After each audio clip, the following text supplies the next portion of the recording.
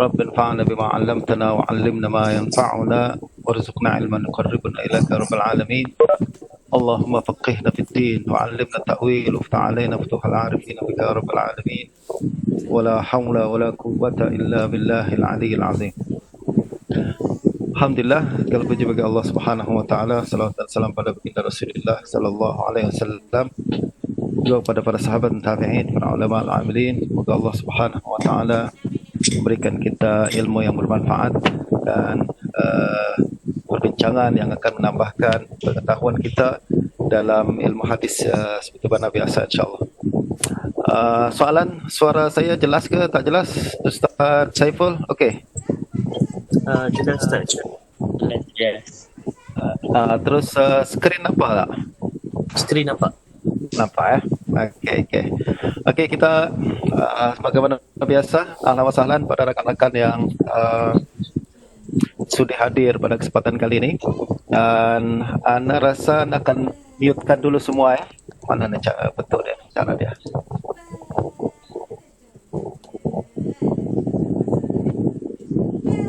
Okey, Ana akan mutekan semua. Okey, supaya kita boleh mulakan perbincangan kita insya-Allah. Pada perjumpaan yang lepas kita berhenti pada hadis ke-153, masih dalam kitab shalah bab mawaqitus shalah. Sekarang kita akan baca beberapa hadis dan kita akan bincangkan sebagian kandungannya insya-Allah. Wa bisnadina al-Imam Ibnu Jarud rahimahullah nafa'ana bi'ulumihi qala haddatsana Ali bin Khashram qala haddatsana Isa ibn Yunus an at-Taimi an Abi Uthman an Ibnu Mas'ud radhiyallahu anhu annahu qala qala Rasulullah sallallahu alaihi wasallam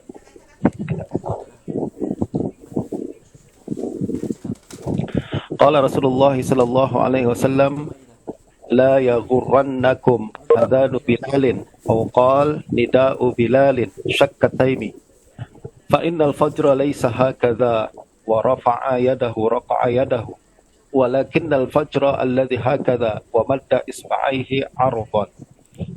Qala haddatsana Ishaq bin Mansur qala haddatsana Zakaria ibn Adi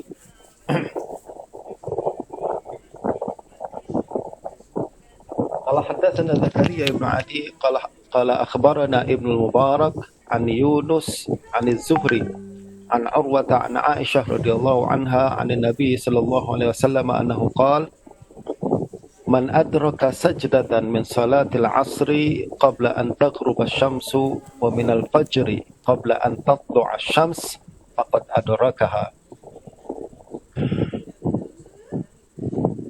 قال حدثنا ابن المقري قال حدثنا سفيان عن الزهري عن سعيد بن المسيب عن أبي هريرة رضي الله عنه أن النبي صلى الله عليه وسلم قال إذا اشتد الحر فأبردوا بالصلاة فإن شدة الحر من فيح جهنم. قال حدثنا محمد بن يحيى قال حدثنا عاصم بن علي قال حدثنا شعبة قال حدثنا قتادة عن أبي حسان عن عبيدة عن علي رضي الله عنه عن النبي صلى الله عليه وسلم أنه قال شغلونا عن الصلاة الوسطى صلاة العصر ملأ الله قبورهم وقال بيوتهم وبطونهم نارا. Ini 4 hadis insyaAllah yang jadi perbincangan kita dan dia adalah 4 hadis terakhir daripada bab mawaqitus shalah. Kita akan coba untuk menganalisis dan membincangkan ilmu-ilmu yang terkandung di dalam hadis ini. Hadis yang pertama, qala hadatsana Ali bin Khashram. Kalau sebelum ni kita berbincang berkenaan dengan susunan bagaimana Imam Ibnu Jarud menyusun hadis-hadis yang pertama daripada kitab Mawaqit, dan kita dah nampak bagaimana susunan tersebut memberikan satu makna tersendiri dan ada makna yang tersirat dalam susunan tersebut yang perlu kita perhatikan.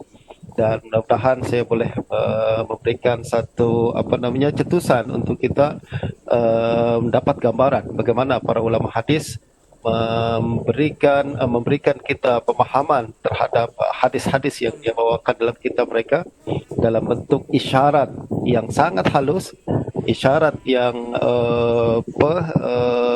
walaupun tak eksplisit akan tapi jelas, dia memberikan makna tertentu dalam memahami dan memberikan kesimpulan dalam hadis-hadis Nabi. Adapun empat hadis yang kita bacakan baru saja tadi, saya tak nampak ada susunan tertentu yang hendak diberikan oleh Imam Ibnul Jarud. Dan seolah-olah empat hadis ni adalah empat hadis yang berbeza makna masing-masing. Dan ada makna tersendiri independen daripada setiap hadis tersebut. Jadi kita bolehlah dengan bebas mensyarahkan setiap hadis secara tersendiri dan kita cuba untuk memahami kandungannya terlepas daripada hadis-hadis yang sebelum ataupun sesudahnya. Nah, sebagai contohnya adalah hadis yang pertama ni. Kalau kita perhatikan apa sebenarnya yang hendak dibawakan oleh Imam Ibnul Jarud dalam hadis ni. Pertama kita analisis, tengok dulu kenaan dengan sanad dia. Sanad ni secara amnya adalah sanad yang sangat sahih, tak ada isu berkenaan dengan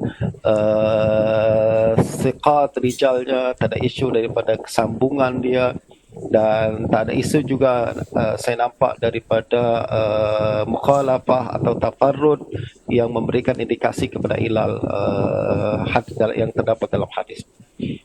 Pertama hadis hadatsana Ali bin Khashram. Ali bin Khashram adalah seorang ulama hafiz rijal yang berkali-kali kita dah lalui sebelum ni. Beliau seorang ulama yang sangat thiqah dan beliau meriwayatkan kalau hadatsana Isa ibnu Yunus. Isa ibnu Yunus tuan adalah Isa ibnu Yunus bin Abi Ishaq As-Sabi'i di Kufah. Isa ibnu Yunus bin Abi Ishaq As-Sabi'i.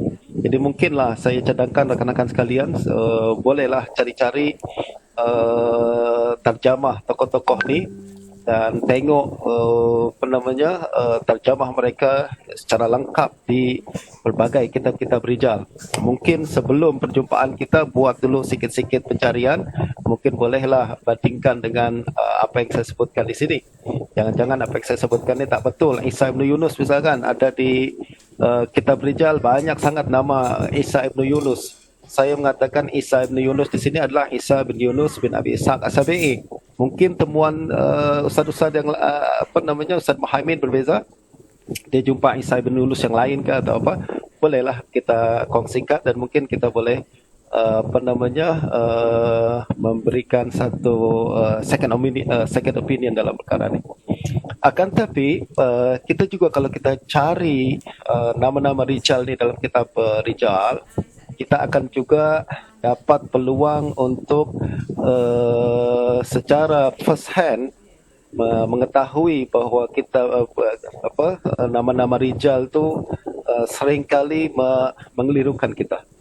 Sebab banyak nama yang kita boleh mungkin tafsirkan nama tersebut dengan perawi-perawi yang lain.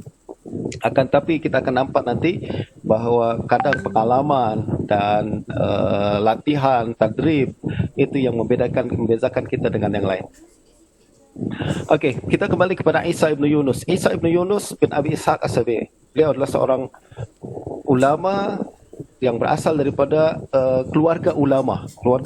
Abu Ishaq As-Sabi'i sendiri adalah seorang ulama tabi'in di Kufah yang sangat alim, sangat siqah walaupun ada isu daripada tadlis dia. Lalu kemudian Yunus juga adalah anak Abu Ishaq yang juga sangat siqah, diriwayatkan oleh Imam Bukhari, masuk dalam Rijal Bukhari.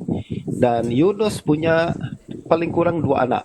Yang pertama Israel bin Yunus bin Abi Ishaq, juga ulama siqah, dan juga ada Isa bin Yunus bin Abi Ishaq, juga ulama siqah.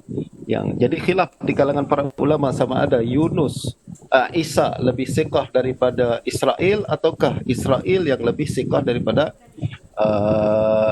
Isa. Yang pasti dua-duanya adalah imam yang sangat siqah dan kalau dia meriwayatkan hadis daripada atuknya iaitu Abu Ishaq As-Sabi'i, maka diterima sebagai riwayat yang sangat kuat, bahkan mungkin lebih kuat daripada Syu'bah meriwayatkan hadis daripada Abu Ishaq, Thawri juga meriwayatkan hadis daripada Abu Ishaq. Tapi kalau Israel meriwayatkan hadis daripada Abu Ishaq dan bertentangan dengan riwayat Syu'bah dan Thawri, ini menjadi perbincangan para ulama. Ramai yang mentarjih riwayat Israel sebab dia yang suka mengiringi atuknya kemana saja dia pergi, justru hafalan dia lebih sabit berbanding Syu'bah yang imam jabal. Akan tapi kalau berbanding dengan Israel yang mulazamah, maka yang mulazamah ni yang lebih diterima. Nah, adapun ayah beliau iaitu Yunus, ini lebih rendah hafalannya berbanding Isa dan berbanding Israel. Israel lebih kuat daripada ayahnya secara ittifaq. Akan tapi Israel dengan Isa itu ada khilaf, sama ada Isa yang lebih kuat ataupun Israel lebih kuat. Nah, hadis ini kemudian Isa ibnu Yunus meriwayatkan daripada Taimi. Taimi adalah Sulaiman ibnu Tarkhan At-Taimi, seorang ulama tabi'in di Kufah. Tak ada khilaf daripada hafalan dia, zuhud dia, ibadah dia. Bahkan Imam Syu'bah berkata, syak Taimi khairun min yaqini ghairi. Syaknya Taimi ini lebih baik daripada yakin orang lain. Kalau dia ragu-ragu dalam meriwayatkan sesuatu, itu lebih saya percaya daripada orang lain yang yakin. Sebab ramai orang yakin sebenarnya silap. Tapi kalau Taimi, karena dia tersabut dia, jadi kalau dia ragu dalam sesuatu, itu pun saya percaya, kata Syu'bah, berbanding yang lain. Dan Sulaiman atau Taimi di sini meriwayatkan hadis daripada Abi Osman. Abi Osman adalah Abdurrahman bin Mul.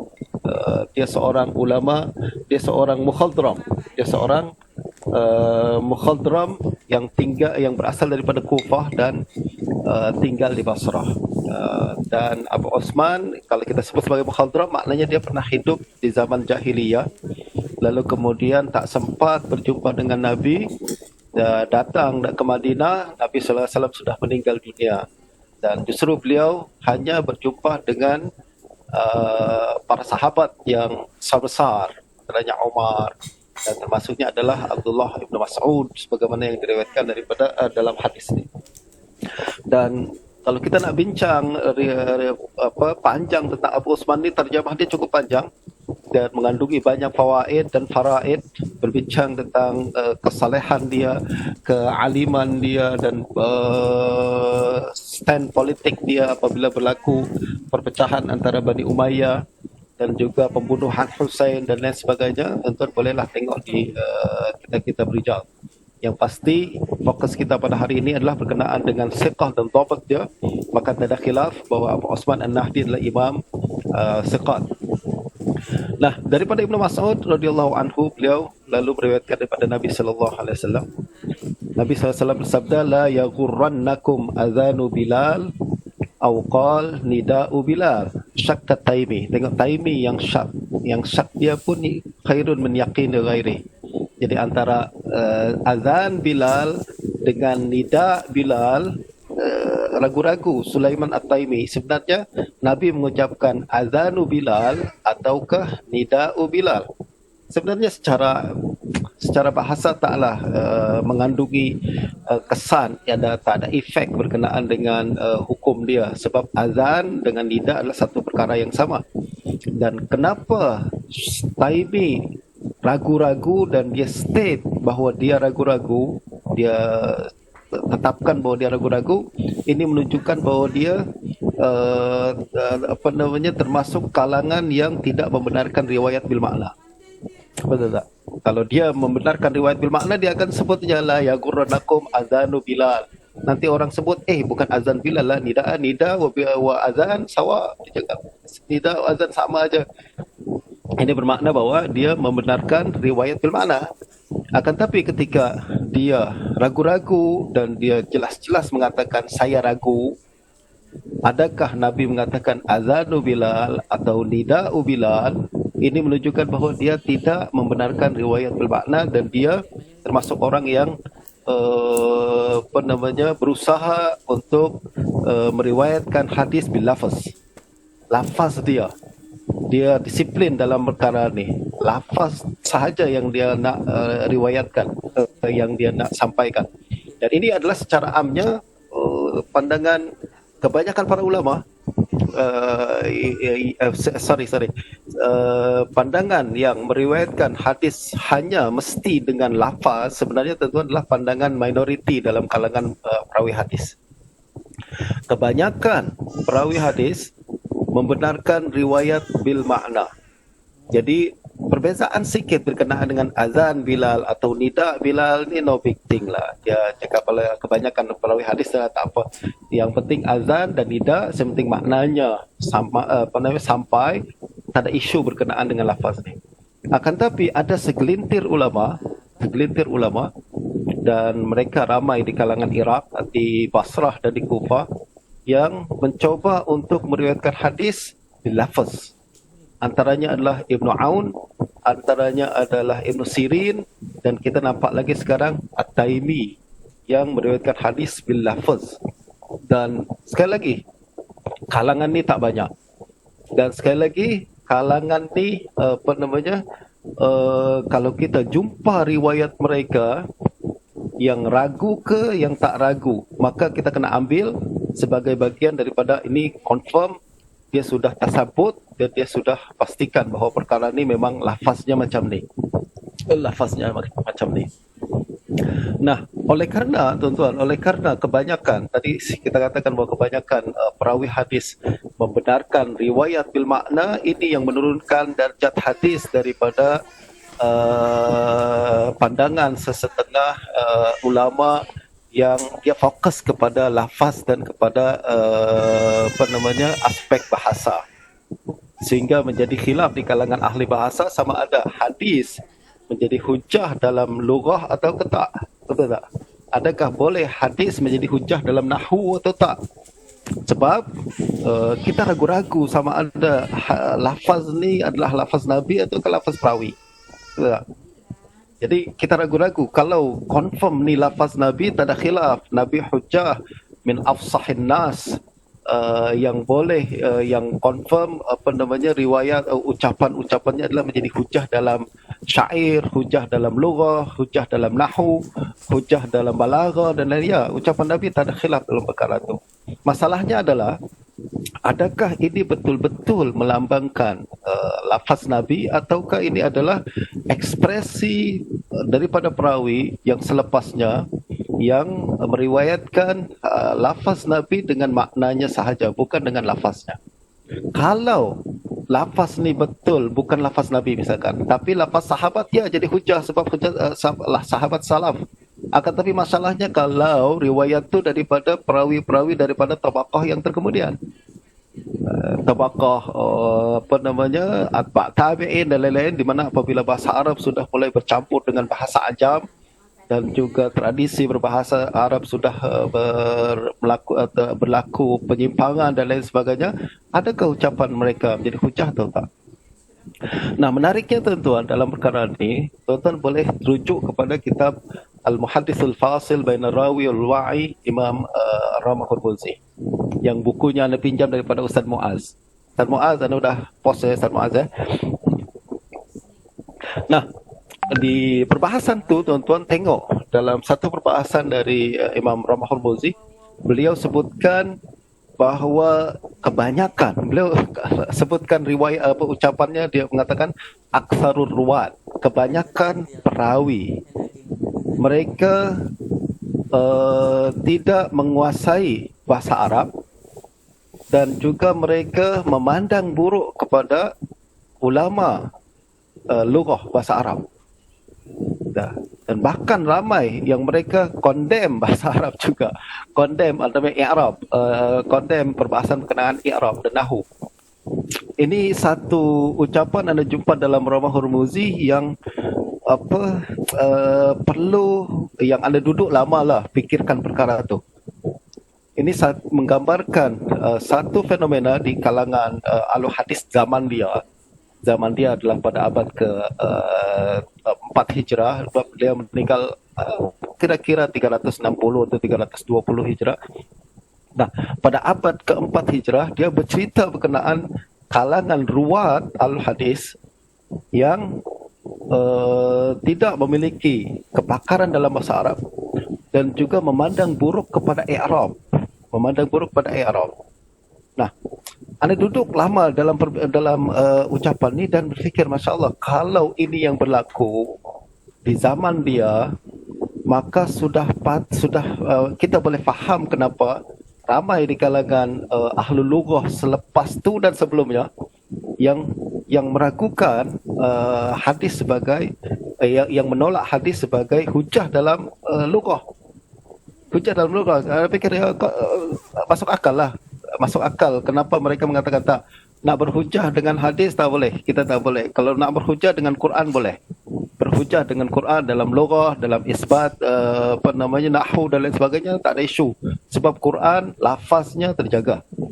Akan tapi hadis yang apalagi mereka nampak para perawi macam tu sering berlaku lahan, sering berlaku tashif dalam periwayatan. Dan by the way tuan-tuan, anda juga baru perasan bahawa pada abad keempat hijrah ni, masanya Ramah Hurmuzi adalah masanya kita nampak berkembang satu ilmu, berkembang banyak kitab-kitab yang khas menulis, yang berkhas membincangkan tentang tashif muhaddisin. Tashifat muhaddisin. Anda tengok, ya Allah, pada abad itulah betul banyak kitab-kitab yang keluar ditulis para ulama untuk bincang berkenaan dengan tashifat muhaddisin. Daruqutni tulis tentang tashifat muhaddisin, Al-Askari tulis tashifat muhaddisin, pada zaman itu juga Al-Khattabi menulis tashifat muhaddisin. Menjadi satu trend menulis dalam genre tashifat muhaddisin. Kita apabila melihat perkara ni, jangan cuma tengok banyaknya buku tu. Buku tu lahir daripada respon daripada zaman, daripada kondisi zaman tersebut kan. Justru maknanya pada zaman tu anda rumuskan bahawa telah berlaku banyak isu di kalangan ahli hadis yang meriwayatkan hadis secara bil makna dan juga meriwayatkan hadis silap, lalu berlaku tashif, berlaku lahan dan lain sebagainya, sehingga para ulama yang imam yang besar-besar terpaksa memaksa menulis buku-buku berkenaan dengan perkara tersebut.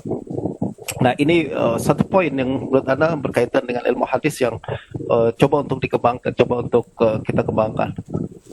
Anda cadangkan Ustaz Saiful bolehlah look into this matter, tengok kenapa pada abad tu berlaku macam tu, dan bagaimana kesan dia dalam perkembangan ilmu hadis seterusnya. Nah, apabila kita melihat bahawa banyak riwayat bil makna yang berlaku di kalangan ahli hadis, yang kedua banyak juga tashif dan tahrif dalam periwayatkan hadis pada abad keempat dan abad keempat hijrah selepas A'immah meninggal dunia. Nah, sekarang soalannya, dan itu juga tadi anda sebutkan bahawa membawa efek dia apa? Efeknya adalah ulama lughah meragukan dhabt hadis, sehingga mereka menolak hadis sebagai hujah dalam lughah, betul tak? Ini anda tak sebut, ini anda sebut sebagai ini kebanyakan ulama, buat ulama lughah yang melihat macam tu. Soalan, apabila kita meragukan banyak daripada lafaz hadis tersebut, ini juga yang kemudian membawa satu efek yang lain. Efeknya dalam ilmu lughah ada efek yang lain, yaitu efek ke ilmu akidah. Ini yang membuat setengah ulama berpandangan hadis ahad tidak boleh diterima sebagai hujah dalam perbahasan akidah, terutamanya asma wa sifat. Sebab asma wa sifat strictly mesti berasal daripada wahyu. La majala lil qiyas, la majala lil ijtihad. Betul kan? Dalam asma wa sifat kita bincang tentang sifat Tuhan, mesti Tuhan sendiri cakap macam mana, atau Nabi sendiri cakap macam mana. Nah, selain Nabi dan Tuhan sendiri yang cakap, manusia tak ada peluang untuk berbincang berkenaan dengan sifat dan asma ni, sebab bersifat tauqifi. Nah, masalahnya sekarang kalau ada sebutan asma dan sifat dalam hadis, kalau dia mutawatir dan lafaz dia mahfuz dan maghbut betul-betul, no issue. Okey, kita terimalah sebab ni confirm berasal daripada Nabi, confirm berasal daripada Allah. Kita terima tauqifi. Akan tapi apabila ahad dan diriwayatkan bil makna pula, dan riwayat bil makna terbuka kemungkinan silap, bahkan terbukti banyak silap dengan tashif dan tahrif, ini yang kemudian kita mesti mau tidak mau memberikan uzur kepada kalangan yang mengatakan hadis ahad mungkin bukan hujjah dalam perbahasan asma wa sifat. Betul tak? Nah, ini yang kemudian ditegaskan secara clear oleh Imam Al-Khattabi dalam buku dia apa syarah Sahih Bukhari dia, tajuk dia lupa pula dah. Ilamul Hadis, dan juga beliau dan dalam Ilamul Hadis ni yang kemudian dinukil banyak sangat oleh Imam Baihaqi dalam Asma wa Sifat. Dia tegaskan bahawa dalam perpanjangan Asma wa Sifat hanya terima Quran, hanya terima hadis mutawatir. Hadis ahad diterima dengan syarat. Diterima dengan syarat. Syaratnya apa? Sebutan yang ada dalam hadis ahad tersebut disokong oleh Quran, disokong oleh hadis mutawatir. Kalau hadis ahad tersebut, sebutan dalam hadis ahad, lafaz yang tersebut dalam hadis ahad ni tak disebut dalam Quran, tak disebut dalam hadis, kena ditakwil. Dia bukan reject, tapi kena ditakwil. Tengok ni bahasa yang sangat berhati-hati disebutkan oleh Imam Khattabi dalam perkara ni. Jadi dalam perbahasan asma wa sifat Quran, hadis mutawatir dan hadis ahad yang ada sokongan daripada Quran dan hadis mutawatir. Selain tu hadis ahad mesti ditakwil, bukan di reject. Beza dengan Mu'tazilah. Jadi perbezaan besar antara kaedah yang ditetapkan oleh Al-Khattabi dengan kaedah yang ditetapkan oleh Al-Mu'tazilah. Dan apa yang disebutkan oleh Khattabi ini, tuan-tuan, diamalkan oleh Ibn Furak dalam Mushkil Hadis wa Bayanu, juga diamalkan apalagi oleh Imam Baihaqi dalam Asma wa Sifat. Dan ana selama beberapa bulan ni memang tengah fokus sangat dalam permasalahan ni, perbahasan bagaimana al-hadis memahami asma wa sifat dan bagaimana penerimaan mereka berkenaan dengan dalil-dalil yang disebutkan dalam hadis. Jadi isunya tak senang. Isunya bukan setakat Nabi cakap dalam hadis, ni hadisnya ada dalam Sahih Bukhari, ni hadisnya ada dalam Sahih Muslim, lalu kemudian kita cakap ni mesti diisbat sebagai sifat Tuhan. Itu bukan setakat macam tu aja.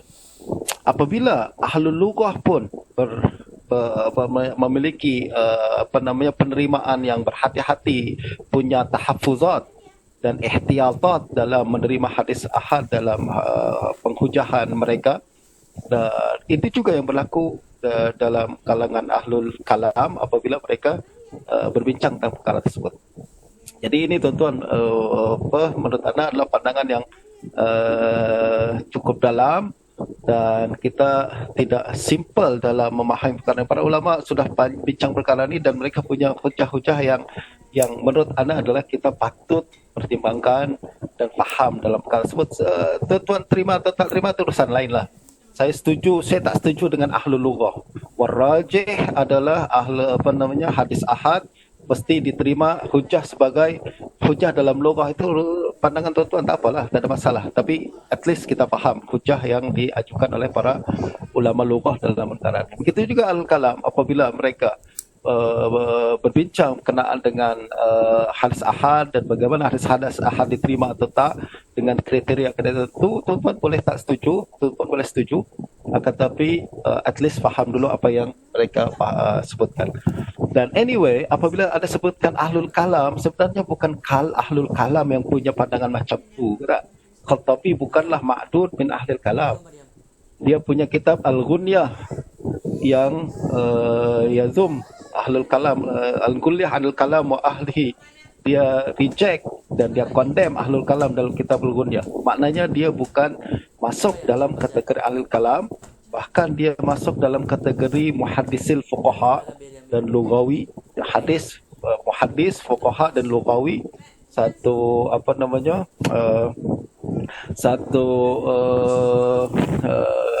penguasaan yang cukup luas dalam ilmu-ilmu agama, dan beliau punya pandangan yang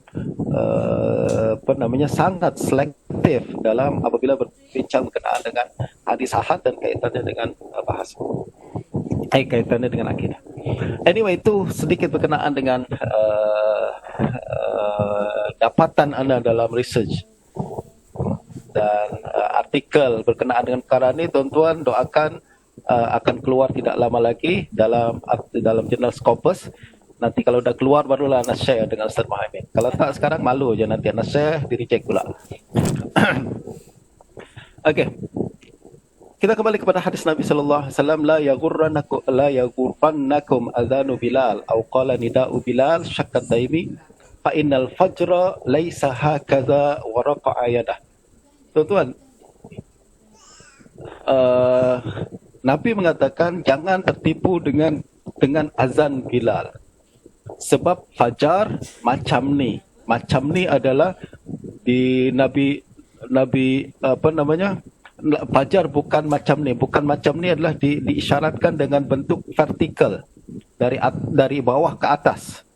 Walakin al-fajra allazi hakaza, tapi fajar yang betul-betul adalah macam ni. Wa madda isba'aihi aradan, Nabi isyaratkan dengan dua jarinya secara melebar, jadi horizontal. Hadis ni menunjukkan apa yang kita boleh faham berkenaan dengan waktu salat. Hadis ni ada mengandungi dua perkara berkenaan dengan waktu salat. Pertama, Bilal azan sebelum waktu solat. Betul tak? Itu sebabnya Nabi katakan jangan tertipu dengan azan Bilal. Sebab azan Bilal berlaku sebelum fajar. Sebelum fajar. Dan fajar yang masuk waktu bukan macam ni secara horizontal, akan tapi secara vertikal, tapi secara horizontal, melebar.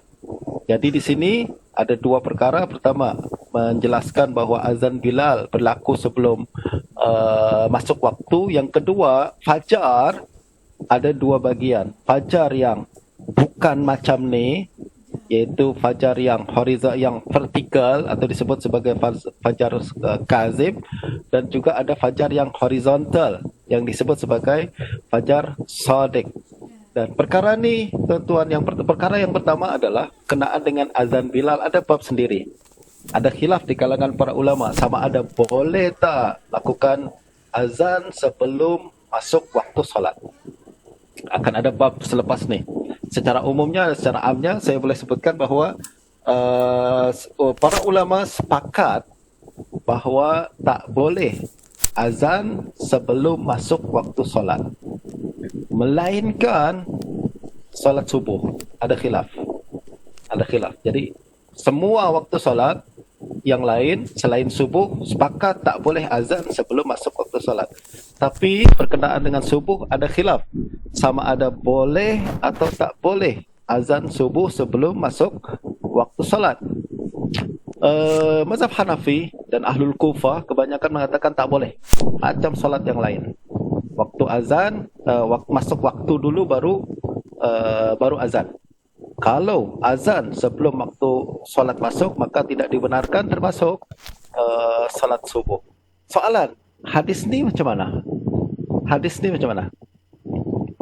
Dan satu lagi pandangan mazhab Syafi'i dan Jumhur berpandangan boleh azan di luar waktu solat bagi sebelum masuk solat bagi solat subuh sahaja. Dalilnya adalah hadis ni. Sesungguhnya dan dalil hadis lain dalam Sahih Bukhari, sesungguhnya inna bilalan yu'azzinu qabla salah, itu kan. Banyak lagi hadis-hadis lain menyebutkan bahwa ada dua azan, Bilal dan azan Ibnu Ummi Maktub. Nah, itu hujah mereka. Soalan, bagaimana kalangan Hanafiyah?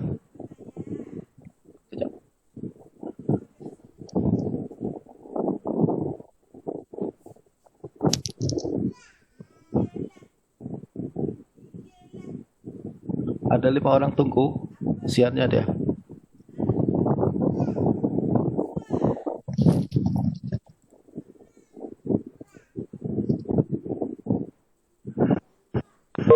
Soalan, bagaimana sekarang Hanafiyah melihat hadis ni dan hadis-hadis lain yang menyebutkan bahawa Bilal azan sebelum waktu salat. Nah, kalangan Hanafiyah melihat bahawa perkara ni bukan berlaku hari-hari. bahwa Bilal azan sebelum masuk salat bukan berlaku hari-hari tapi hanya berlaku pada bulan Ramadan sahaja. Tengok hadis-hadis yang berbincang tentang azan Bilal dengan azan Ibnu Abi Maktum. Semuanya menyebutkan tentang makan sahur, betul tak? Bilal azan untuk liyarji'a qa'imakum, supaya orang yang solat tahajud balik ke rumah. Sedangkan Ibnu Abi Maktum azan, itu untuk orang dah tak boleh makan lagi. Maknanya azan Bilal untuk menyeru mereka makan sahur, lalu Ibnu Abi Maktum azan untuk menyebutkan memberitahu bahwa makan sudah tak boleh lagi. Ini berkaitan dengan bulan Ramadan. Justru kalangan Hanafiyah mengatakan boleh azan sebelum subuh, sebelum masuk waktu, tapi syaratnya pada bulan Ramadan saja. Di luar bulan Ramadan maka tak boleh lagi. Ini pandangan mereka. Sedangkan kalangan jumhur seperti Syafi'iyah dan Hanabilah dan lain melihat bahawa ini berlaku di bulan Ramadan dan juga di luar bulan Ramadan. Justru boleh azan sebelum subuh dilakukan walaupun pada hari-hari biasa. Nanti kita akan bincang panjang perkara ini pada tempat yang lain. Nah, sekarang poinnya adalah berkaitan dengan fajar sebenarnya yang ingin dibawakan oleh Imam Ibnu Jarud, yaitu berkenaan dengan fajar. Hadis ini jelas menunjukkan ada dua fajar. Fajar kazib yang berbentuk vertikal dan fajar shadiq yang berbentuk horizontal. Dan apabila kita merujuk kepada Imam An-Nawawi dalam kitab Majmu', beliau berkata wal ahkam kulluha muta'alliqah bil fajr tsani fabihi yadkhulu waqtu salati subuh wa yakhruju waqtul isya wa yadkhulu fis shaum wa yahrumu bihi at-ta'am wasyarab 'ala as-sha'im wa bihi yanqadi al-lail wa yadkhulu an-nahar wa la yata'allaqu bil fajr al-awwal syai' min al-ahkam bi ijma'il muslimin. Maknanya hadis ini ingin membawa kita kepada satu perbahasan berkenaan dengan bahawa ada dua fajar, tapi fajar yang kedua saja yang berkaitan dengan hukum hakam. Yang pertama tak ada kaitan sama sekali. Fajar kedua yang menunjukkan masuknya waktu subuh, sedangkan fajar yang pertama tidak berkaitan dengan apa-apa hukum bil ijma' al-muslimin. Itu saya rasa tak terlalu banyak masalah. Kita lanjut kepada hadis yang kedua. Qala haddatsana Ishaq bin Mansur Al-Kausaj. Dah berkali-kali kita sebutkan sebelum ni. Qala haddatsana Zakaria ibn Adi, juga imam thiqah. Qala akhbarana Ibnul Mubarak, imam a'immah thiqah. An Yunus ni bukan Yunus yang sebelum ni, Yunus bin Abi Ishaq, ni orang lain. Ini Yunus bin Yazid Al-Aili, seorang ulama murid Zuhri, rapat Zuhri di Syam. Dia meriwayatkan daripada Zuhri an Urwah an Aisyah radhiyallahu anha an Nabi sallallahu alaihi wasallam. Daripada sanad pun tak ada isu, min a'immat as-siqat, dari awal hingga akhir. Hadis yang mengatakan daripada Nabi sallallahu alaihi wasallam, man adraka sajdatan min salatil asri qabla an taghruba asy-syams wa minal fajri qabla an tatlu'a asy-syams faqad adrakaha. Siapa yang mendapati satu sujud daripada salat asar sebelum terbenam matahari dan juga daripada salat subuh sebelum terbit matahari, maka dia telah mendapatkannya. Perasan tak, sebelum ni kita pernah sebut hadis ni juga kan? Sebelum ni kita pernah sebutkan hadis ni, tapi lafaznya man adraka raka'atan min salatil fajri min salatil asri qabla an taghruba asy-syams. Tengok hadis sebelum ni. Ni 152 daripada Abu Hurairah, man adraka raka'atan minal asr qabla an taghruba asy-syams wa man adraka minas subhi raka'atan. Tapi hadis ni apa beza dia? Dia sebutnya man adraka sajdatan min salatil asr. Dan juga tuan-tuan, hadis ni tidak dihimpun dengan hadis yang tadi.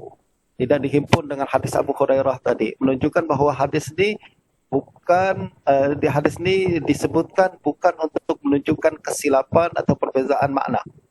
Bukan disebutkan untuk menyebut perbezaan lafaz, tapi dia disebutkan secara independen untuk membawa message yang baru, message yang tersendiri. Sebab sekali lagi formula kita adalah kita nak faham bahawa kalau hadis tersebut disusun secara beriringan, ini untuk menunjukkan bayan ta'lil kan, bayan illah, bayan nasakh, bayan takhsis dan lain sebagainya. Akan tapi apabila disebutkan secara berasingan, maknanya ada independent message yang hendak disampaikan oleh Imam Ibn Jarud berkenaan dengan hadis ni. Soalan, kalau sebelum ni hadis tersebut disebutkan oleh Ibn Jarud untuk membawa satu kesimpulan bahawa apa dia? Waktu solat asar berakhir dengan terbenam matahari. Betul tak? Dan waktu solat fajar berakhir dengan terbit matahari. Lalu sekarang hadis ni dia nak bawa apa kira-kira? Apa makna yang dia nak bawa? Ni agak sulit untuk sukar kita untuk meraba-raba, tapi saya coba untuk membawa pemahaman, nak membawa mungkin perkara yang hendak dibawa oleh Imam Ibn Jarud adalah berkenaan dengan bagaimana seseorang mendapatkan waktu solat dan kewajipan seseorang untuk melakukan solat apabila di akhir-akhir waktu. Nanti kita masuk ke perkara itu. Sekarang saya nak highlight sikit berkenaan dengan lafaz sajdah dan lafaz raka'ah. Lafaz sajdah yang ada dalam hadis ni dengan lafaz raka'ah dalam hadis yang sebelum ni. Adakah perbezaan lafaz tersebut menjadi ta'lil? Kita mengatakan bahawa mesti salah satunya silap. Secara asal macam itulah sebab mukhalafah, betul tak? Lafaz raka'ah mukhalafah dengan lafaz sajdah. Secara asalnya kita boleh mengatakan salah satunya maklul, salah satunya ada mengandungi kesilapan. Akan tetapi kebanyakan para ulama yang anda nampak, para ulama ahli hadis yang anda nampak, mereka tidak mentaklil lafaz sajdah ni. Mereka tak mentaklil lafaz sajdah dan mereka tak mentaklil lafaz raka'ah. Akan tetapi mereka coba untuk mentafsirkan sajdah sebagai raka'ah. Coba antaranya tuan-tuan tengoklah kitab Sahih Muslim. Tengok hadis ni dengan sanad seperti ini. Riwayat daripada Ibnu Mubarak, daripada Yunus, An-Zuhri, An-Urwa, An-Aisyah, ada dalam Sahih Muslim. Ada dalam Sahih Muslim. Tengok letak hadis ni. Sebab posisi dia menentukan makna hadis tersebut kan. Nah, tengok letak hadis ni. Hadis ni tuan-tuan disebutkan di tengah-tengah perbincangan apabila Imam Muslim membawa pelbagai riwayat yang menyebutkan man adraka rak'atan, man adraka rak'atan, man adraka rak'atan. Baru kemudian beliau sebutkan man adraka sajdatan min salatil asr. Ini menunjukkan apa? Kita boleh nampak daripada Bil Majmu' bahawa beliau nak membawa kita kepada satu kesimpulan bahawa lafaz sajdah ni okey, akan tetapi makna dia adalah mesti diselarikan dengan rak'ah sebab lafaz yang sabit, yang confirm adalah lafaz rak'ah. Sedangkan sajdah kemungkinan adalah periwayatan bil makna. Sekali lagi berkaitan dengan periwayatan bil makna. Dan perkara ini memang sangat jelas disyaratkan oleh Imam Muslim. Sebab beliau meriwayatkan hadis ni daripada Yunus, daripada Urwah bin Zubair, qala hadatsana Aisyah qalat qala Rasulullah sallallahu alaihi wasallam man adraka minal asri sajdatan qabla an taghruba asy-syams aw minas subhi qabla an tatlu'a faqad adrakaha. Lalu ada tambahan dalam riwayat Muslim, wasajdatu innama hiya ar-rak'atu. Jadi ada tambahan wasajdatu innama hiya ar-rak'atu. Maknanya jelas Imam Muslim tidak mentaklil hadis ni, lafaz ni. Dia tak salahkan lafaz ni, tapi beliau tafsirkan lafaz ni sebagai rak'ah. Beliau terima hadis ni, lafaz ni, tapi bukan dengan makna sajdah, tapi dengan makna rak'ah, agak selari dengan riwayat-riwayat yang lain. Menariknya lagi tuan-tuan, kalau tuan-tuan tengok hadis ni dalam Sahih Bukhari. Imam Bukhari sebut hadis ni dengan lafaz ni man adraka sajdah, tapi beliau letak bab dengan bab man adraka raka'atan minal asr qabla al-ghurub. Maknanya Imam Bukhari fahami, tafsirkan bahawa sajdah di sini adalah bermakna raka'ah. Dan lebih jelas lagi tuan-tuan, terdapat dalam Sunan Ibn Hibban, dalam Sahih Ibn Hibban. Beliau membuat bab zikrul bayan bi annal arab tutliqu fi lughatiha ismar raka'ah ala sajdah. Bi annal arab tutliqu fi lughatiha ismar raka'ah ala sajdah. Bangsa Arab sering menggunakan lafaz raka'ah dengan makna sujud, sajdah atau sajdah dengan makna raka'ah. Maknanya seolah-olah para a'immah hadis terima lafaz sajdah ini bukan mentaklil sajdah ini, akan tetapi tetap makna dia ditakwil. Masya Allah Ustaz Muhaimin, ada takwil dalam ahli hadis. Betul tak? Ingat kata tak ada takwil. Terlalu banyak takwil dalam kalangan ahli hadis. Cuma kalau isu berkenaan dengan akidah orang alergi sikit. Tapi kalau isu berkenaan dengan hukum, takwil tak apa. Banyak. Sajdah bermakna takwil. Okey. Itu rumusan Ana. Dan menariknya lagi, tuan-tuan tengok di Sunan Kubra Imam Nasa'i. Sunan Kubra Imam Nasa'i. Imam Nasa'i riwayatkan hadis ni menerusi sanad yang sama, iaitu Zakaria Ibnu Adi. Qala hadatsana Ibnu Mubarak, dengan sanad ni tapi dengan lafaz apa? Man adraka rak'atan minal fajri qabla an tatlu'a asy-syams faqad adrakaha, wa man adraka rak'atan minal 'asr qabla an taghruba asy-syams faqad adrakaha. Maknanya sanad yang sama diriwayatkan oleh Nasa'i tapi dengan lafaz rak'atan bukan sajdatan. Apa maknanya ni? Jelas berlaku riwayah bil makna. Sama ada perawi ini meriwayatkan bil makna seperti ini, tapi a'immah hadis terima, sebab sekali lagi mazhab yang dominan di kalangan ahli hadis adalah membenarkan riwayah bil makna, tapi maknanya mesti selari dengan lafaz-lafaz yang lain, yaitu sajdah di sini jangan tafsirkan sujud, tapi sajdah di sini wajib tafsirkan raka'ah, sebab itu yang dimaksudkan oleh perawi apabila dia sebut sajdah, dia meriwayatkan secara bermakna. Nah, ini yang diterima. Dan sekali lagi berkaitan dengan perbahasan kita riwayat bermakna ni. Nampak leceh sikit kalau berkaitan dengan bermakna, sehingga sekali lagi membawa efek besar dalam perbincangan di kalangan ahlul lughah dan juga di kalangan ahlul akidah apabila berbincang berkenaan dengan hadis-hadis yang berkaitan dengan hadis kita. Okey tuan-tuan, sekarang kita nak coba selami sikit berkenaan dengan makna hadis ni. Secara zahir, hadis ni berbincang berkenaan dengan apa?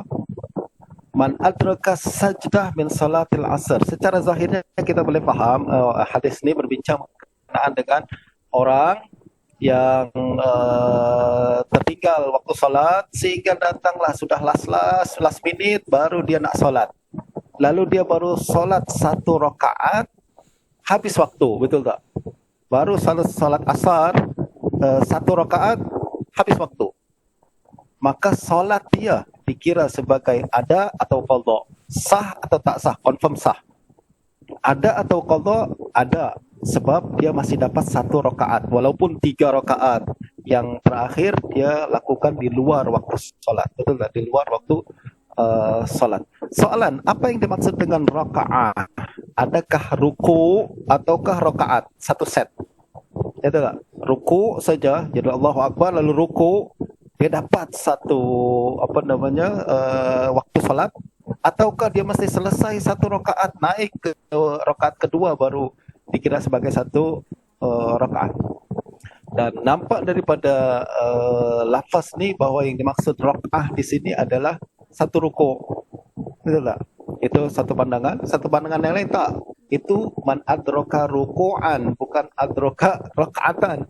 Kalau raka'atan maknanya adalah satu rakaat, yang berbeza dengan satu rakaat maknanya satu set dari berdiri hingga berdiri semula. Itu pandangan yang kedua. Nah, ada lagi pandangan yang lain sebenarnya. Apabila mereka mengatakan man adraka sajdatan atau adraka raka'atan, yang dimaksud di sini bukan solat satu rakaat atau solat satu rakaat atau dapatkan ruku. Akan tapi yang dimaksud di sini adalah kadar satu sujud dan kadar waktu rakaat. Kadar satu rakaat. Bermakna, let's say kita kata satu rakaat itu 5 menit. Satu rakaat itu 5 menit. Maka siapa yang misalkanlah tengah uzur, yang paling masyhur hukum ini berkaitan dengan perempuan haid. Perempuan haid habis masa haid dia suci di akhir-akhir waktu, yaitu 5 menit sebelum waktu berakhir. Bersih dia daripada haid dia. Adakah dia wajib melaksanakan solat asar? Hadis ini mengatakan siapa yang dapat 5 menit sebelum waktu solat berakhir, maknanya dia telah dapat waktu solat. Bermakna dia wajib waktu solat melaksanakan solat tersebut. Jelas teman-teman? Jadi rakaat di sini bukan satu rakaat, melakukan satu rakaat, tapi kadar masa satu rakaat. Sebagaimana sajdah di sini adalah kadar masa melakukan satu sujud, walaupun dia belum melakukan sujud, walaupun dia belum melakukan salat. Tapi kadarnya, kalau dia dapat kadar itu saja, maka dia telah wajib melakukan salat tersebut. Ini hukum hadis ini berkaitan dengan ashabul a'zar. Ashabul a'zar. Macam perempuan haid, macam orang yang gila lalu kemudian sembuh, mugma alaih, orang yang pingsan lalu kemudian sedar semula. Siapa yang pingsan sejak daripada awal hari pukul 9 misalkan, pingsan terus sampai 1 hari penuh, di akhir hari 5 menit sebelum terbenam matahari dia sedar. Soalan kita, dia wajib tak solat asar? Hadis ini menunjukkan man adraka sajdah atau raka'ah min salatil asr faqad qabla ghurubi syams faqad adrakaha. Maknanya dia telah idrak waktu salat asar, bermakna dia wajib salat asar pada waktu itu. Dia wajib lakukan salat asar pada waktu tersebut. Ini adalah pandangan semua ulama, setahu anda lah. Nanti coba cek balik. Semua ulama berpandangan seperti itu. Ashabul a'zar, sekali lagi perempuan haid, mugma alaih, majnun, termasuk juga orang yang baru masuk Islam, di akhir waktu siang hari, kemudian masih ada waktu 5 menit sebelum terbenam matahari, dia telah wajib sholat. Maknanya dia wajib sholat asar, sebab dia telah dapat kadar satu rakaat atau kadar satu rakaat daripada salat asar, dia wajib. Soalan berikutnya, perempuan ashabul a'zar ini,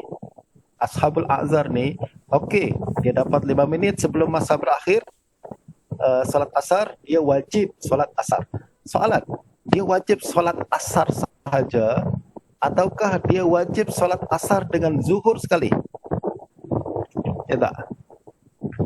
Perempuan haid bersih di akhir hari, di akhir waktu sebelum terbenam matahari, bersih 5 menit sebelum terbenam matahari, maka wajib salat asar. Ya, saya tahu wajib salat asar tadi. Masalahnya salat asar saja atau sekali juga dengan salat zuhur? Mazhab Syafi'i mengatakan salat asar dan zuhur juga. Kenapa? Sebab salat asar, tuan-tuan, bagi ashabul a'zar adalah salat zuhur juga, adalah waktu untuk salat zuhur juga. Macam orang musafir. Orang musafir dia boleh takhir waktu zuhur kepada asar. Bermakna apa? Bermakna salat zuhur, salat asar adalah waktu salat zuhur juga.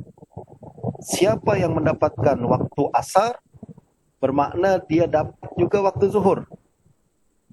bermakna siapa yang wajib melaksanakan salat asar, wajib juga melakukan salat zuhur. Itu sebabnya perempuan haid yang bersih di akhir waktu wajib salat zuhur dengan asar sekali.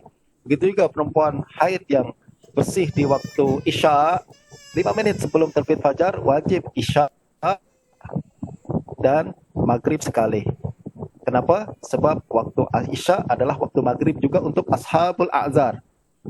Dikias dengan orang yang bermusafir. Orang musafir, qasar, dia adalah ashabul a'zar. Justru solat isya dia adalah solat maghrib juga, dan solat asar dia adalah solat zuhur juga. Siapa yang dapat salat asar, maknanya dapat juga salat zuhur, wajib 2 rakaat. Jadi ini adalah antara pandangan yang berkaitan dengan perkara tersebut. Masa saya sudah habislah, sudah 1 jam. Saya rasa kita bagi peluang bagi asatizah yang lain untuk memberikan pandangan berkenaan dengan perbincangan 2 hadis tersebut yang kita bincangkan pada hari ini. Saya persilakan, tuan-tuan.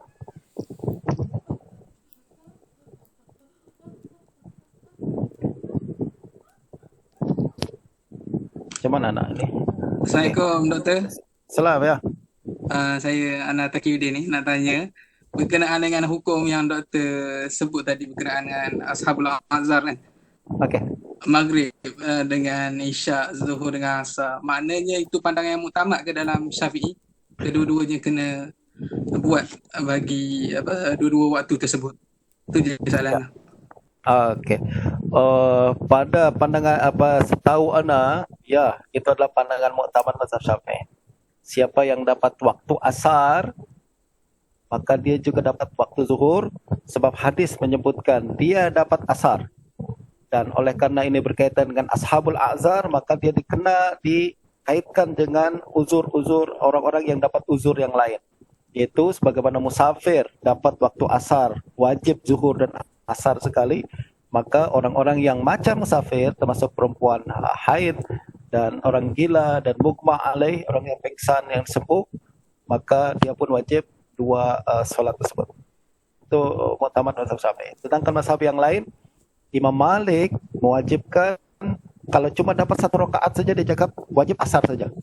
Akan tapi kalau dia dapat kadar 5 rakaat, let's say kita kata 1 rakaat 5 menit, tapi dia dapat 5 kali 5 maknanya 25 menit. Siapa yang bersih daripada haid 25 menit sebelum terbenam matahari, maka baru dia wajib zuhur dan asar sekali. Tapi kalau cuma 1 rakaat saja, asar saja. Ini pandangan Imam Malik. Oke, ada lagi yang lain? Assalamualaikum. Salam. Doktor. Ustaz Saiful ya. Ana nak tanya pasal apa ni, Sulaiman At-Taimi ni yang dia lihat kepada dia layak riwayat bermakna. Ada tak sebab kenapa dia tak berpandangan boleh riwayat dengan makna? Sebab dia tinggal kat Kufah ke, ataupun ahli Kufah tabaqat dia sahaja yang la yara bil makna, sebab waktu keadaan tersebut banyak fasyal kadhib, maka dia orang letakkan syarat ni, ataupun pasal doktor. Bagi pandangan anda macam ni, Ustaz Saiful, orang yang punya pandangan wajib bil lafaz adalah pandangan pribadi pada zaman itu. Pada pandangan pribadi pada zaman, dia adalah pilihan individual mereka, dan binaan ala syiddatil wara', sebab ramai yang mereka apabila meriwayatkan hadis daripada Nabi cakap au kabaqal, bimbang, takut, taghayyar launuhu, betul kan? Dan termasuk Sulaiman Taimi, tengok dia dalam Tahzibut Tahzib, ada satu riwayat mengatakan idza haddatsa 'an Nabi sallallahu alaihi wasallam taghayyar launuhu. Apabila dia meriwayatkan hadis, muka dia pucat dan lain sebagainya, maknanya takut, bimbang, dan banyak kebimbangan yang berlaku yang terdapat dalam diri dia. Nah, justru dia berusaha untuk meriwayatkan hadis bil lafaz sebab itu yang ahwat. Tak ada khilaf bahawa riwayat bil lafaz adalah ahwat. Nah, dan tasyaddud dia dalam perkara ni. dan itu menjadi pilihan beliau. Dan adakah kesan sosial konteks berlaku pada zaman itu? Anda rasa banyak ada kaitan dengan sosial konteks pada zaman itu, di mana orang mungkin dia nampak macam terlalu bermudah-mudah dalam periwayatan dan sering meriwayatkan bil makna dan terbukti lari maknanya dan lain sebagainya, maka mereka tasyadud dengan mengatakan tak, saya hanya meriwayatkan bil lafaz saja. Dan kita perlu berterima kasih pada mereka. Akan tapi masalahnya pandangan-pandangan yang berkaitan dengan binaan alal wara' ni biasanya bersifat individual. Kalau kita wajibkan ke semua, habislah semua hadis. Wajib riwayat bil lafaz, banyak hadis kita kena buang. Sebab riwayat bil makna, confirm riwayat bil makna, betul tak?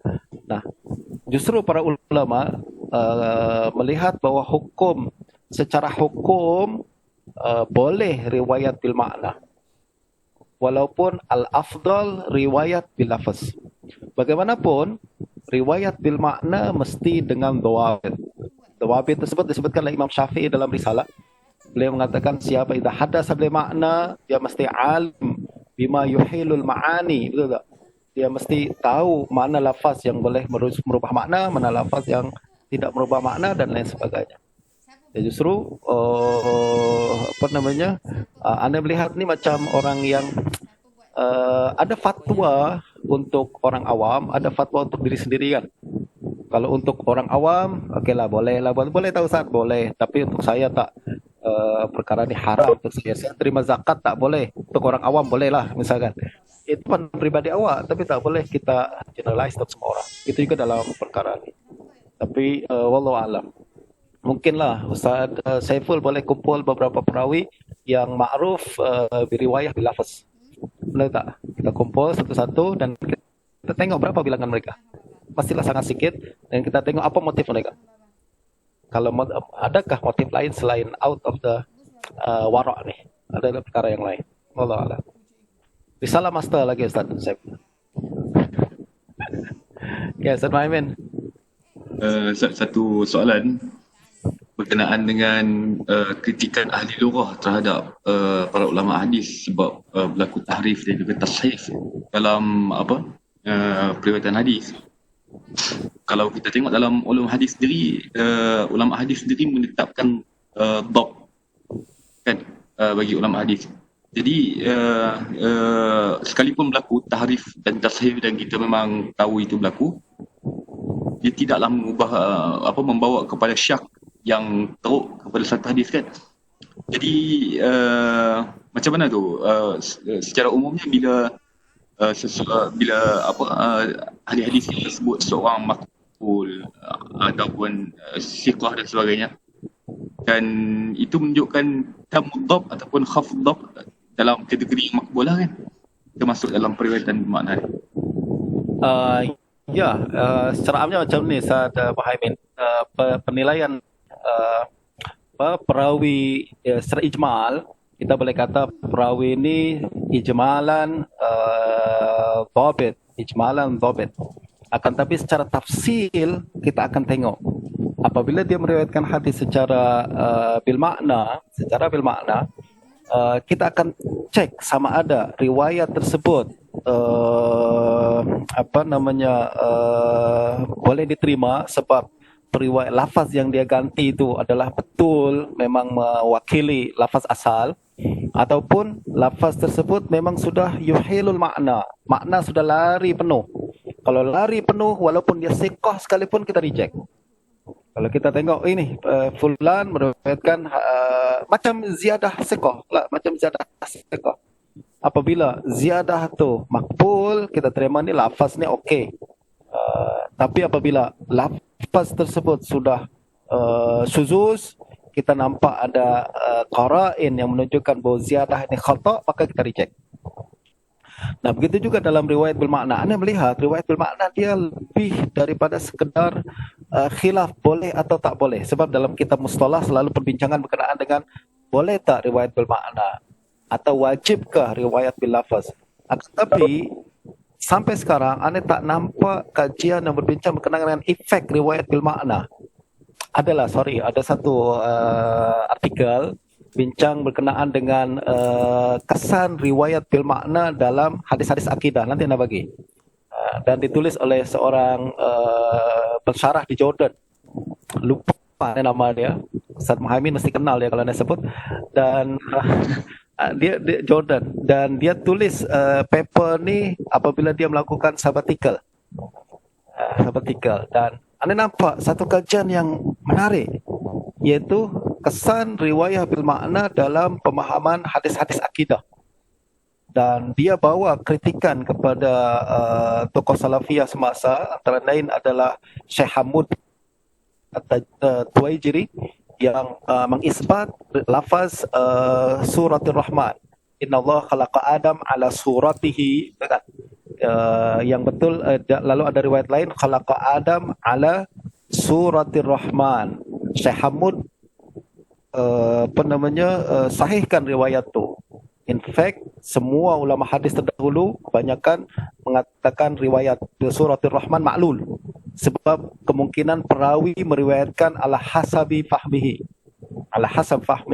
Lafaz Nabi adalah ala suratihi, tapi dia faham suratihi dhamir kembali kepada Allah, lalu dia isbat ala suratul Rahman.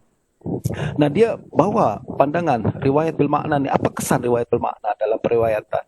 Dan beliau bawa satu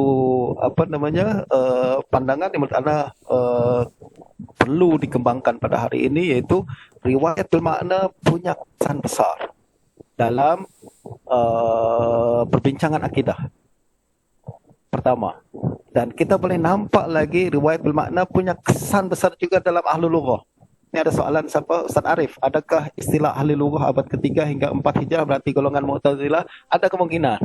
Ahli lughah kebanyakan pada zaman tu punya tendensi kepada Mu'tazilah. Tapi tak semua. Tapi ada asosiasi ahli lughah kepada Mu'tazilah. Itu sebabnya ramai kalangan ahli hadis yang ekstrim, mereka alergi sikit kepada ahli lughah, which pandangan tu silap lah.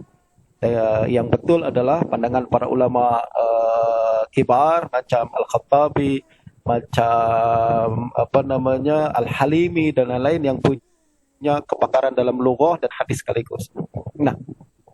Nah, poin anda sekarang ni, soalan anda yang pertama tadi berkenaan dengan dhabat. Ahli hadis sendiri memang jaga dhabat tu. Antaranya dalam periwayatan bil makna, ya tak? Bagaimana kita jaga walaupun berlaku riwayat bil makna, tetapi kita nak pastikan bahawa makna tu tak lari. Dan secara umumnya anda boleh katakan bahawa al-hadis sudah melakukan tugasan mereka dengan baik apabila dia memastikan bahawa walaupun riwayat bil makna, akan tapi mesti ada dhawabit. Dan mana hadis-hadis yang sudah disaring pada hari ini dan dikatakan sahih, maka riwayat bil makna tu kemungkinan besar memang telah memenuhi dhawabit tersebut. Soalan, kalau begitu hadis-hadis yang telah disaring dan dinyatakan sahih walaupun riwayat bil makna dan dia mewakili lafaz Nabi yang sebenar, kalau begitu apa isunya pada zaman sekarang? Kenapa masih sesetengah ulama mereject juga berhujah dalam akidah dengan hadis ahad? Nah, para ulama yang pada zaman ini, maksud pada zaman selepas persaringan hadis tersebut, mereka mereject hadis ahad, tidak mereject kerana meragukan hadis ahad tu, akan tapi mereka mereject kerana ihtiyat. Macam tadi yang disebutkan oleh Al-Khattabi, dia tak reject pun hadis ahad yang berbincang tentang akidah, tapi dia katakan hadis ahad bincang tentang asma wa sifat, kita terima. Syaratnya kita kena yakin terlebih dahulu bahawa dia lafaz tu betul-betul macam lafaz yang disebutkan oleh Nabi. Syaratnya iaitu apakah dia disokong oleh Quran, disokong hadis mutawatir atau sokong ijma'. Kalau disokong oleh perkara ni, hadis ahad tak terimalah. Tak perlu takwil. Terima isbat bila kaif. Akan tapi yang jadi keraguan Imam Khattabi adalah ada peluang kesilapan berlaku justru secara ihtiyat setiap hadis ahad yang tidak disokong oleh mana-mana dalil ni, kita terima tapi takwil. Terima tapi takwil. Contoh lafaz qadam, rijal, ya kan? Menurut Al-Khattabi, dia tidak disebutkan dalam Al-Quran, tak ada ijma' dalam perkara ni, tak ada hadis mutawatir dalam perkara ni. Kita terima hadis tu, tapi kita takwil qadam dengan apa, rijal dengan apa dan lain sebagainya. Jadi mereka tak reject. Sebab sekali lagi hadis sahih. Akan tapi masalahnya adalah dalam perbincangan akidah yang menuntut certain level of certainty, kita kena ihtiyat dalam keadaan. Dan ini yang menjadi isu besar antara Asy'ariyah dengan Hanabilah. Hanabilah katakan kalau dah sahih, maknanya kita kena terima itu adalah lafaz Nabi. Tapi menurut anda, kalau kita dalam lagi macam ni, lafaz Nabi ada niza' di sini, betul tak? Ini apa namanya, perlu lagi kepastian sama ada dia bil lafaz atau bil makna. Dan apa namanya, artikel ni menurut ana nanti ada bagi artikel tu bincang berkenaan dengan satu aspek yang penting, bagaimana kesan bil makna dalam perbahasan akidah, walaupun perbahasan tu masih sempit sangat. Bagi ana boleh dikembangkan lagi dan boleh didalamkan lagi. Ada masa nanti kita coba untuk dalamkan pada tu. Okey, ada lagi yang lain? Ustaz, kalau sempat anda nak minta Ustaz Saifullah ajukan berkenaan dengan hadis tahrik as-sabi' tu, sebab dia nampak macam berkait rapat juga dengan riwayat makna ziyadah tersebut. Kalau sempat. Doktor, ada satu soalan. Boleh. Okey, baik. Berkenaan, kalau kita lihat macam yang kita bincang tadi, ada penerimaan berkenaan dengan ahli bahasa pada kurung ketiga keempat. Tapi kalau ahli bahasa sebelum daripada tu, doktor, adakah mereka melakukan perkara yang sama dalam isu ni? Isu berkenaan dengan penerimaan hadis ahad dalam lughah adalah perbincangan panjang. Anda boleh tengok dalam Al-Itqan Imam Itqan Suyuti kah? Atau kitab Suyuti yang lain, anda lupa dia. Tapi Imam Suyuti sebut berkenaan dengan khilaf ahlul lughah dalam berhujah dengan hadis ahad. Beliau mengatakan jumhur lughawiyin tak terima. Jumhur lughawiyin tak terima. Tapi ada sesetengah ahlul lughah yang terima. Dan antara ahlul lughah yang terima belakangan ni adalah Imam Ibnu Malik dalam buku dia Tashih, ya. Beliau sebutkan bahawa hadis ahad diterima sebagai hujah dalam lughah. Tapi sekali lagi perbincangan tentang perkara ni, beliau ulas juga berkenaan dengan aspek bil makna, bil lafaz dan lain sebagainya.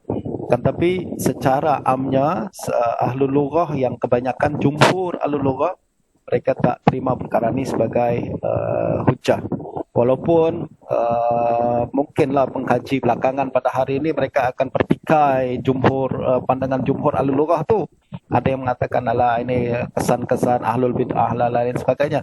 Tapi menurut anda pandangan ni perlu untuk kita dalami lebih dalam lagi. Sebab tidaklah bermudah mereka menolak perkara tu, ya kan? Tetapi mereka perlu punya asas tersendiri. Anda pernah mengaji dengan Syekh Dr. Nuruddin Itar dan beliau ulas tentang penerimaan ahlul lughah hadis ahad dalam lughah. Syekh Dr. Nuruddin Itar tetap mengatakan bahawa ya, kita kena terima hadis sebagai hujah dalam lughah. Isu berkenaan dengan periwayatan bil makna, dia cakap al-hadis sudah punya mekanisme tersendiri yang memastikan bahawa lafaz ni betul daripada lafaz Nabi ke, atau lafaz ni sudah melakukan perubahan dan lain sebagainya. Dan beliau rumuskan mana yang telah dipastikan macam tadi berasal sahih, berasal dengan lafaz Nabi, ataupun diriwayatkan secara bermakna, sudah pasti bahawa dia adalah mewakili lafaz yang sebenar daripada makna yang sebenar daripada Nabi. Tapi sekali lagi, bagi anak dia tidaklah semudah tu. Dia perlu perbincangan dan kita pernah faham aspek-aspek yang lebih dalam dalam perkara ini. Dan dia menuntut satu thesis akademik dari seorang pelajar yang mungkin macam Ustaz Muhaimin dan Ustaz Saiful dan Ustaz Nizam. Lagi? Tak ada lagi? Okey, kalau begitu masa pun sudah berakhir. Terima kasih atas perhatian rakan-rakan sekalian, atas perbincangan yang cukup menarik ini. InsyaAllah kita berjumpa semua pada minggu hadapan. Kita memang tak banyaklah bincang tentang hadis ni, tetapi tujuan anda adalah akan memberikan satu lontaran idea baru yang boleh kita kembangkan selepas ni. Tak mesti pandangan anda betul, sebab anda bukan nak bagi qaul mu'tamad dalam perkara ni, kan, tapi anda cuma nak encourage rakan-rakan sekalian untuk lakukan research dan kajian. Mudah-mudahan boleh mengembangkan keilmuan kita lebih tinggi lagi. Okey, kita jumpa semua pada minggu hadapan. Maaf kalau ada kekurangan. Sallallahu sayyidina Muhammadin wa alihi ajma'in. Assalamualaikum warahmatullahi wabarakatuh. Waalaikumsalam warahmatullahi wabarakatuh. Syukran. Jazakallah khairan.